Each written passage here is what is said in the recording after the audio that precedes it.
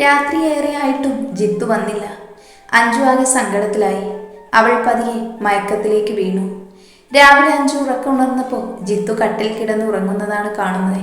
ഇതെപ്പോ വന്നു? അഞ്ജു ആലോചിച്ചു. അവൾ അവനെ നോക്കി ഒന്ന് ചിരിച്ചുകൊണ്ട് ഫ്രഷ് ആവാനായി പോയി. അഞ്ജു അടുക്കളയിൽ ചെന്നപ്പോൾ ദേവും പൂജയും പാചകത്തിലായിരുന്നു. ആഹാ, ഇതെന്തെന്ന് ലേറ്റ് ആയത്? ഉറങ്ങിപ്പോയി. കൊള്ളാം. അഞ്ജു ചായയുമായി റൂമിലേക്ക് പോയി. അവൾ ചെന്നപ്പോൾ ജിത്തു എണീറ്റിട്ടില്ലായിരുന്നു. അവൾ ചായ അവിടെ വെച്ചിട്ട് അവൻ എഴുന്നേൽക്കാനായി വെയിറ്റ് ചെയ്തു. കണ്ണു തുറന്നപ്പോൾ ജിത്തുവിന് നല്ല തലവേദന തോന്നി. അവൻ എഴുന്നേറ്റപ്പോൾ തന്നെ കണ്ടു അഞ്ജു അവനെ തന്നെ നോക്കിയിരിക്കുന്നത്. ജിത്തു എഴുന്നേറ്റ് അവളെ ശ്രദ്ധിക്കാതെ ഫ്രഷ് ആകാനായി പോയി. ജിത്തു ഫ്രഷായി ഇറങ്ങി വരുന്നതുവരെ അവൾ വെയിറ്റ് ചെയ്തു. ബാത്റൂമിൽ നിന്നിറങ്ങി വന്ന ജിത്തു കാണുന്നത് അവന്റെ അടുത്തേക്ക് ചായയുമായി നടന്നു വരുന്ന അഞ്ജുവിനെ ആയിരുന്നു. ജിത്തു അവളെ മൈൻഡ് ചെയ്യാതെ ഡോറ് തുറന്ന് പുറത്തിറങ്ങി. ദേവു, ചായ എടുക്ക്. അത് പറഞ്ഞ് ജിത്തു താഴേക്ക് പോയി. അവന്റെ ആ പ്രവൃത്തി അഞ്ജുവിന് സങ്കടം ഉണ്ടാക്കി. ജിത്തുവിനോട് കഴിഞ്ഞ ദിവസം പറഞ്ഞ കാര്യങ്ങൾ ഓർത്തപ്പോൾ അഞ്ജുവിന് കുറ്റബോധം തോന്നി. ഇനിയിപ്പോൾ പുള്ളിക്കാരൻ പിണക്കമാണോ? അതും ആലോചിച്ചുകൊണ്ട് അഞ്ജു താഴേക്ക് ചെന്നു. അഞ്ജു ചെന്നപ്പോൾ താഴെ ജിത്തുവിന് ചായ കൊടുക്കുകയാണ് ദേവു. അല്ല ഏട്ടത്തി, ഏട്ടനുള്ള ചായയുമായില്ലേ പോയത്? അത് പിന്നെ ഞാൻ ചെറുതായൊന്ന് വീഴാൻ പോയി, അപ്പോൾ ചായ തുളുമ്പിപ്പോയി. എങ്കിൽ വാ, നമുക്ക് കഴിക്കേണ്ടേ? പോവാനുള്ളതല്ലേ? അതെനിക്കൊരു സെമിനാർ ഉള്ളതാ. വാ ചേച്ചി, കഴിക്കാം. അഞ്ജു അവരോടൊപ്പം കഴിക്കാനായിരുന്നു. റെഡിയാകാനായി റൂമിൽ ചെന്നപ്പോഴും ജിത്തു അഞ്ജുവിനോട് മിണ്ടുന്നുണ്ടായിരുന്നില്ല. അവൻ പെട്ടെന്ന് തന്നെ ഡ്രസ്സ് മാറി ജോലിക്ക് പോകാനിറങ്ങി. പോകുന്ന വഴിക്ക് ദേവുവിനോട് പറയുന്നത് കേട്ടു. നിങ്ങളിന്ന് ബസ്സിലോ ഓട്ടോയിലോ മറ്റോ പൊയ്ക്കോ, ആൾക്ക് അത്യാവശ്യമായി എവിടെയോ പോകാനുണ്ടെന്ന്. അവന്റെ പെരുമാറ്റം അഞ്ജുവിന് അസ്വസ്ഥതയുണ്ടാക്കി. ദിവസങ്ങൾ കടന്നുപോയി. ഇത്രയും ദിവസമായിട്ടും ജിത്തു അഞ്ജുവിനോട് മിണ്ടിയില്ല. അവൾ അവനോട് ഒരുപാട് തവണ സംസാരിക്കാൻ ശ്രമിച്ചു. പക്ഷെ അവൻ അവളിൽ നിന്നും ഒഴിഞ്ഞു മാറി.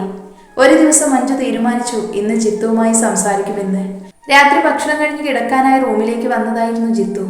പതിവ് പോലെ തന്നെ അഞ്ജു അവനെ നോക്കി ഇരിക്കുന്നത് കണ്ട് ജിത്തു കട്ടിൽ കയറി കിടന്നു.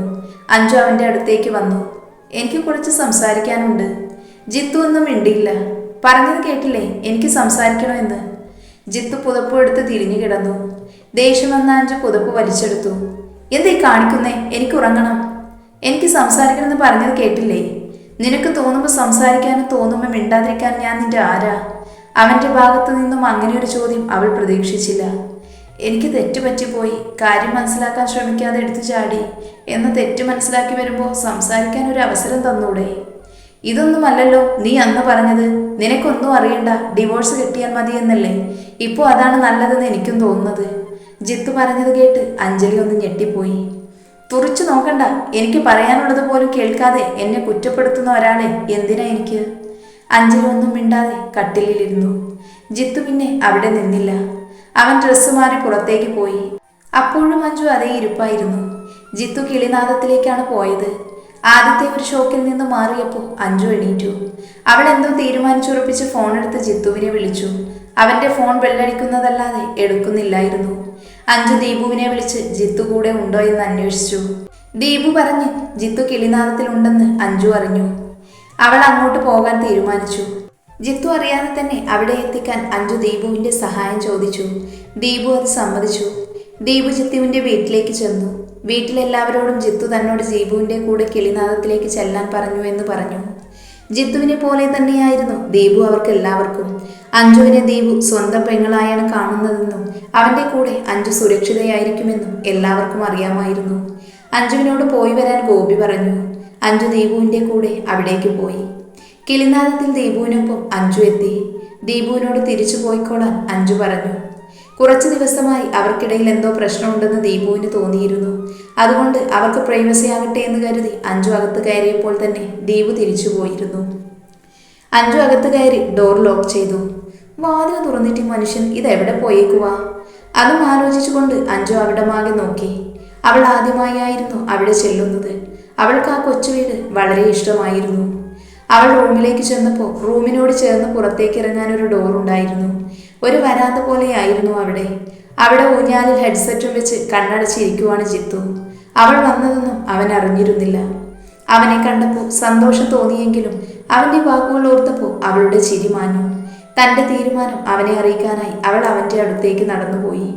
അതെ, ഓ, ഈ കുന്തവും ചെവിയിൽ വെച്ചോണ്ടാണോ ഇരിപ്പ്? മനസ്സിൽ ആലോചിച്ചുകൊണ്ട് അഞ്ജു അവനെ തട്ടി വിളിച്ചു. മുന്നിൽ നിൽക്കുന്ന അഞ്ജുവിനെ കണ്ട് ജിത്തു ഒന്ന് ഞെട്ടി. നീ എങ്ങനെ ഇവിടെ വന്നു? അതൊക്കെ ഞാൻ പിന്നെ പറയാം, എനിക്കൊരു കാര്യം പറയാനുണ്ട്. എന്ത് കാര്യം? ഇവിടെയും സമാധാനം തരില്ലേ? നിങ്ങൾക്ക് സമാധാനം തരുന്നൊരു കാര്യം പറയാനാണ് ഞാൻ വന്നത്. മനസ്സിലായില്ല? നിങ്ങൾ മനസ്സിലാവുന്നില്ല, നിങ്ങൾക്ക് സമാധാനം തരുന്നില്ല. ഇപ്പോൾ ഡിവോഴ്സ് ആയിരുന്നു നല്ലത് എന്നൊക്കെയല്ലേ നിങ്ങളുടെ തോന്നൽ?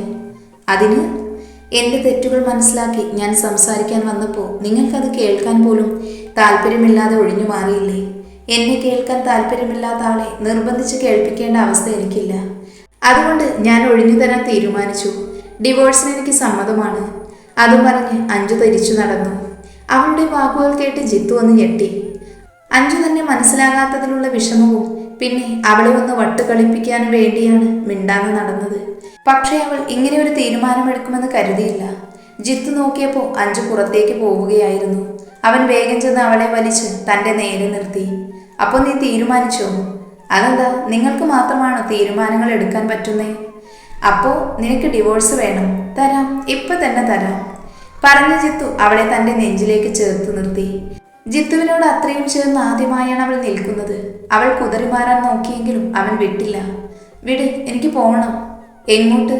അപ്പൊ നിനക്ക് ഡിവോഴ്സ് വേണ്ടേ? അഞ്ചൊന്നും മിണ്ടിയില്ല, അവനെ തന്നെ നോക്കി നിന്നു. ജിത്തു അവന്റെ അമ്മുവിനെ അടുത്തറിയുമായിരുന്നു.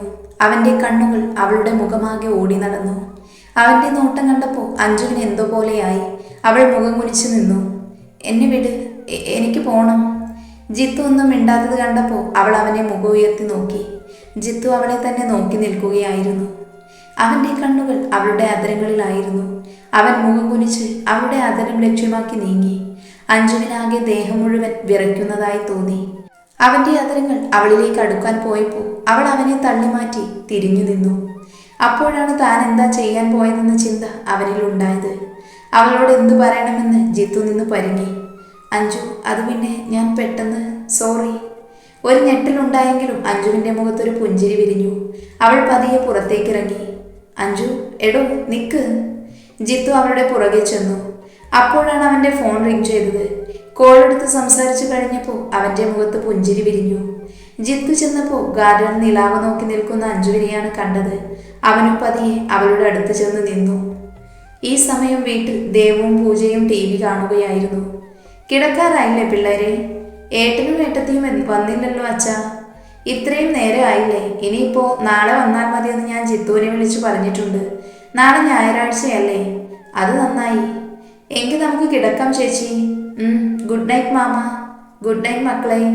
പൂജയും ദേവും കിടക്കാനായി റൂമിലേക്ക് പോയി. ഞാനൊന്ന് ഫ്രഷായി വരാം ചേച്ചി. ആടാ, ഞാൻ വീട്ടിലേക്കൊന്ന് വിളിക്കട്ടെ.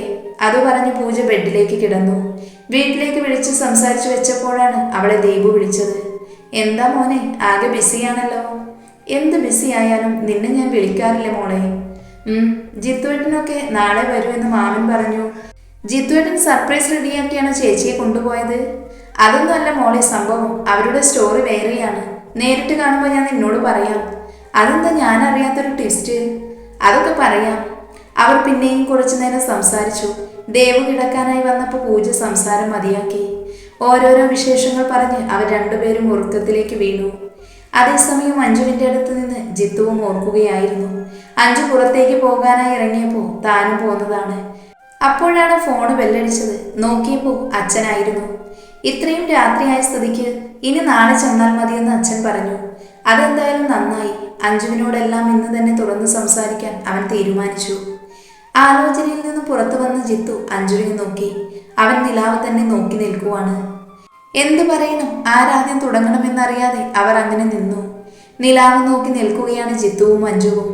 മൗനം അവിടമാകെ തളം കെട്ടി നിന്നു. ജിത്തു അഞ്ജുവിനെ നോക്കിയപ്പോൾ അവളുടെ കണ്ണുകൾ നിറഞ്ഞിരിക്കുന്നത് കണ്ടു. അവൻ അവളോട് ചേർന്ന് നിന്ന് അവളുടെ തോളിൽ കൈ ചേർത്തു. അഞ്ജു അവനെ നോക്കി. എന്നോട് ദേഷ്യമുണ്ടോ? ഇല്ല എന്ന് തലയാട്ടി. ഡയറി മുഴുവൻ വായിച്ചോ? അതിനും അവൾ തലയാട്ടി. എന്നോടൊന്നും ചോദിക്കാനില്ലേ? അഞ്ജു ജിത്തുവിനെ ഒന്ന് നോക്കി. അവളുടെ മുഖത്താകെ തെളിച്ചമായിരുന്നു. എന്തിനാ എന്നിൽ നിന്ന് ഇതൊക്കെ മറച്ചു വെച്ചത്?